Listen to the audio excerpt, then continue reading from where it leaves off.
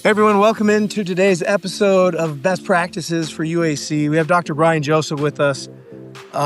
This guy has one of the biggest, best successful clinics, and he doesn't brag about it. He's not on social media telling his numbers, but they're big. And I want you to understand what he has to share about how he got there regarding leadership and the mindset around that. Next, and first and foremost, this is always made possible by our sponsors. So I'm going to start with Ludaka Wealth Partners today. And this episode is brought to you by Paul Ludaka Wealth Partners. Paul's just been a trusted advisor to many of the people in UAC, to entrepreneurs, business owners, in chiropractic and throughout, and across the U.S. Paul is an amazing guy. His team's amazing. He walks the walk. I'm not saying ask this, but you want to hire a financial person whose finances look better than yours. I think that's a smart place to go. And I can promise you're coming into alignment with somebody like that if you partner with Paul Ludaka. So their specialty is helping entrepreneurs to strategically transfer wealth from tax-efficient planning to long-term legacy strategies. So if you're looking for more financial freedom, check them out at Ludaka. That's Ludacka wealth.com. Let's jump into our episode.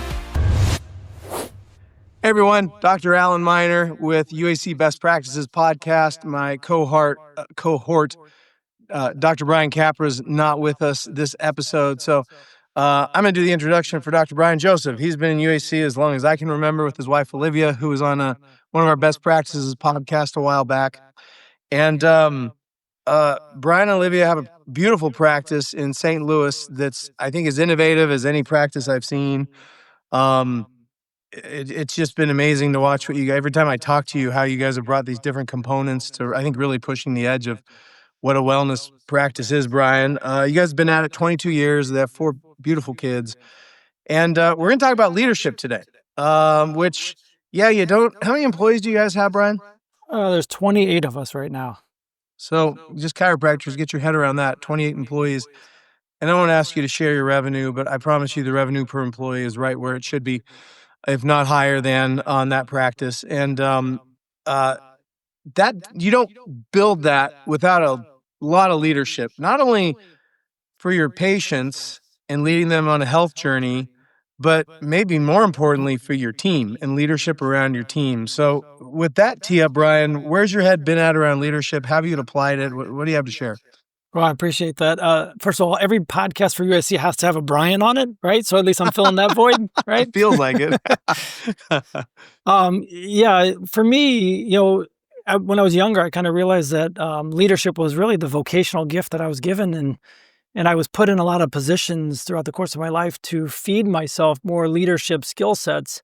And little did I know in building a practice or leading other people how that would actually come into play. But in the beginning of running a practice, I think we're all in the same boat. You want to make some money, you want to help some people, right? Yeah. Kind of like having a family. You start having kids, and then you're like, oh man, we got to have some systems here. We got to have some procedures. We got to have some organization. Otherwise, we have chaos. Well, what I learned through the years of working and building a practice, and yes, we've hit some fun goals and we've done some different things. You remember Larry Markson back in the day, Sure. Yep. Where he'd talk about that be, do, have, and Yep. I was regularly stuck on the do. Every tactic, technique, software, technology, anything I can have to try, I wanted to try. And it probably wasn't until the last couple of years I resonated with the idea of what it really meant to be. And so from my standpoint, I realized that the people on my team, the people in my community, the people that we serve, they're impacted by my energy field, right? My energy field is going to either be something that leads them in a good way, or it's going to pull them in the wrong direction. So who am I showing up as every day? And what I have identified is it's a muscle. It's an inner muscle that I have to cultivate and build strength around. And there's my intellect muscle, my emotional muscle, my spiritual muscle, my physical strength. All those create a presence of what energy I bring to that environment. And I work really hard to try to bring that energy into the environment so people can feel that energy, because some people naturally have charisma, right? And some people have other skills that are attractive. So when I think of leadership, I think of, the intangibles of not just, are you saying the right words on a script? Do you have the right, software to run your marketing platforms and so on and so forth? That's innovation. We all get exposed to that. When I think of leadership, I think about, the whole analogy of a cattle, behind a fence and seeing 6 cattle take off and saying, how strong are you to bring the cattle back around into that fence and to keep them all heading in the right direction? Yeah. And that's where a lot of energy goes for us right now. Isn't so much about finding a new service center, a new widget every day, but it's how can I spark creativity, innovation, emotional strength, courage, and all these abstract energy fields into my staff. How can I inject that into my community and my speaking? Because I think when we do that, Alan, and I could be wrong, this is just my takeaway, is when we inject that energy field, I don't think we have to find the right words. I think the right words come to us and we just let it flow. Yeah. Where it used to be super mechanistic. 2 thoughts come to mind. One is a tuning fork. It is that thing. It's funny how that vibration changes with the people around you and where you're at. And I think that's sort of in the same context.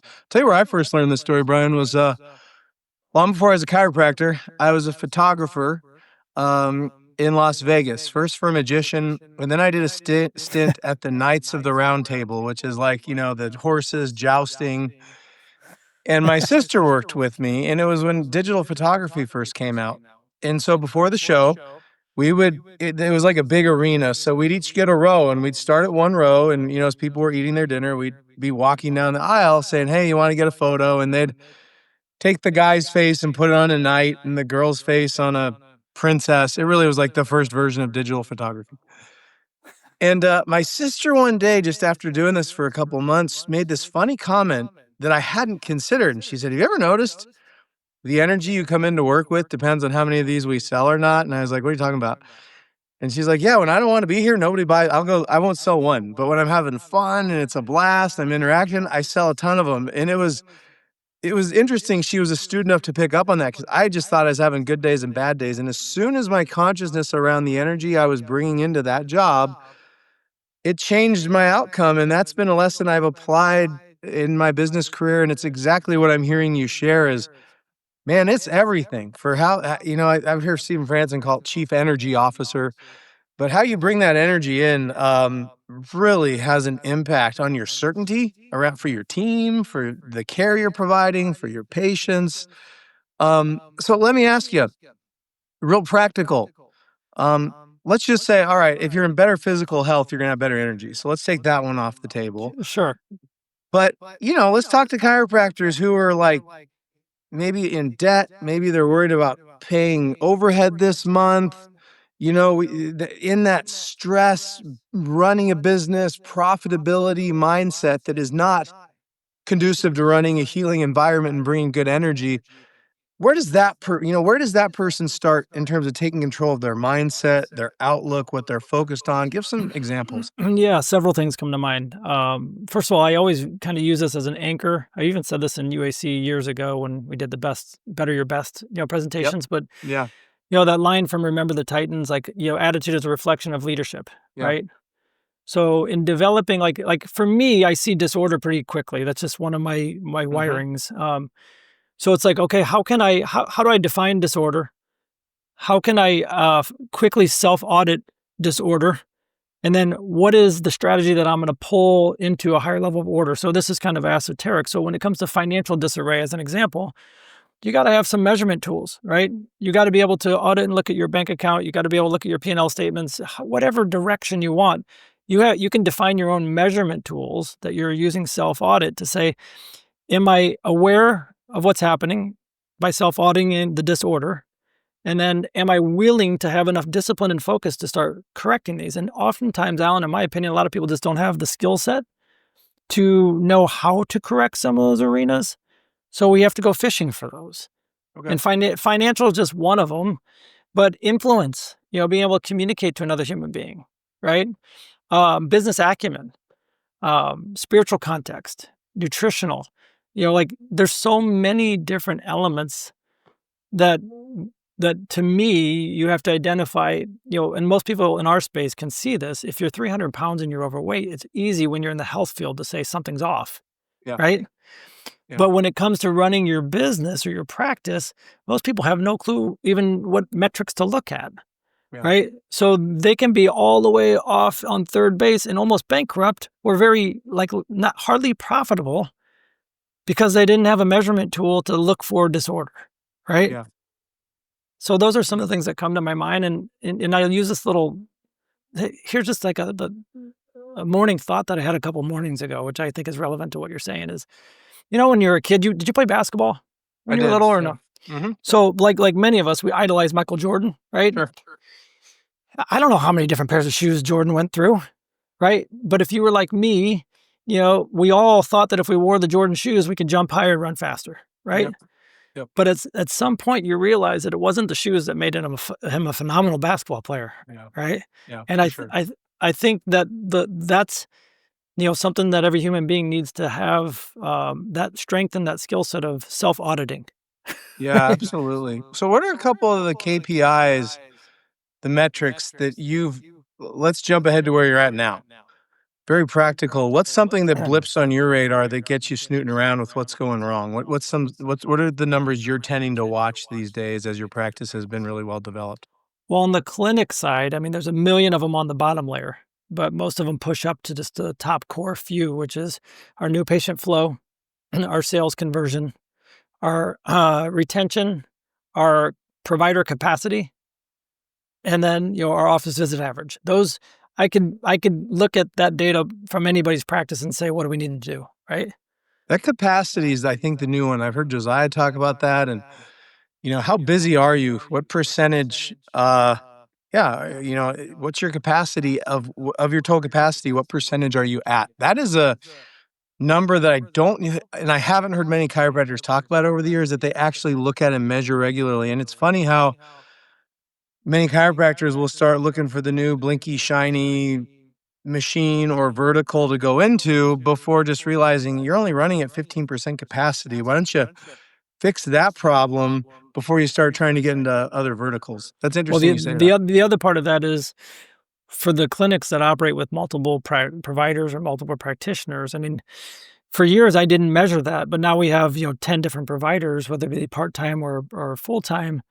And there's total production, total office capacity, but then we start having to look real closely and granularly at every provider's individual capacity. Yeah. And that's how we know where to train, right? Yep. Absolutely. That's fascinating, man. I love it. Um, any other maybe rituals, daily rituals are always such a you have to do them. They don't matter. I've heard everything in between. Where have you landed on that? Do you mind sharing a couple best practices around what do you do to get your mind, ready when you're getting ready to head into the office? Yeah. So I was on my way to California and I was in an Uber, and the Uber driver was an Asian guy, and he caught me off guard by having such a deep intellectual conversation. This as a point. And him and I were talking about the purpose of life and how you get lost as you go through this process of trying to figure out how to take care of yourself. And after probably, I was in LA, so you're in traffic and you were sitting in the car for quite a while. After a little bit of time, he looked in the rearview mirror and he said to me, Bryan, it's real clear that your purpose is to lead and feed, right? And I said, you made that sound so easily. But he said, and this is to answer your question, he said, the problem that you have in a leadership position is sometimes you stop feeding yourself the right stuff, right? So when we're a part of UAC and we're in those environments and we're reading different books and hearing different podcasts, some of the rituals that I have to rely on are checking in and seeing what I'm feeding myself, what am I feeding my mind, and what am I feeding my soul. So I'll try to, I'm always reading a book. I'm always reading into the Bible. Leadership is a core concept that I resonate with pretty strongly. So I'm always putting myself in environments that have strong leaders. And then, again, we operate through the lens of our values. So, integrity is real something that is a strong value set for me, and I can't speak for everybody else. When I realized that was a core value that was important to me, it made me no longer want to chase somebody else's journey, right? Yeah. Because there's a lot of people that operate with different values. So you feed yourself in ways that align with your values and what your outcome is. And that's just, that's the way. How's your discipline around social media around this? Because I think that's the biggest potential leak or introducing I mean, that's the whole name of that game, right? Just throwing in. Yeah. It's amazing how time can go by. You're like, what have I been feeding myself? Not positive, it's like junk food almost. Do you steer clear from it? Do you hop on there at all? How do you? Yeah, I don't use it. I don't use it other than I produce content. So I have a team of people that help produce the content that I want it to go out with, Yep. and then I steer clear of it. Yeah. There's an No surprise. yeah, there's an occasional situation where somebody will make me aware of something, and I'll actually go like a comment, but I can't remember the last time that I actually put something on social media Yeah. myself. Great, man. Well, you kind of already answered it, but I'm still going to ask the question to wrap it up. Yeah. UAC, you've been in it for I don't know how many years now, a long, long time, um, over a decade. Yeah. Uh, what's the benefit? Why be a part of a group like this? Well, I think you got to see where you are in the mountaintop, right? And if you're down at the bottom, you got to always find somebody above you and keep climbing up to that point. Mm. And for me, when we first got introduced to UAC, I recognized that there was people that were further up the mountaintop that I wanted to learn from and be around. And numerically, maybe we've superseded some of them, maybe we haven't, and it doesn't matter anymore because in that room, there's still so many other versions of mountaintops, right? So when somebody gets in that environment, you can learn how to have a better relationship. There's just unlimited amount of different things you can learn. Yeah. And I think a young practitioner, anybody that's on the fence, has to just come to the conclusion: do I want to be better? Right? Yeah. That's always been my secret, Brian. Find the room where people are doing. You can learn from people, and it is. I think that might be one of the great success strategies is just get around people doing things you inspire to do, and amazing what you learn from them through osmosis, through conversations. Conversations are different; they really are. And the people you meet, you just never know where you're going to end up in the life journey with that other person. Like, Yeah, you just never know. I often hear Mark Mao reference your accountability group. That to Yeah. me is an example of been neat to see where you guys have gone over the time you guys have been together.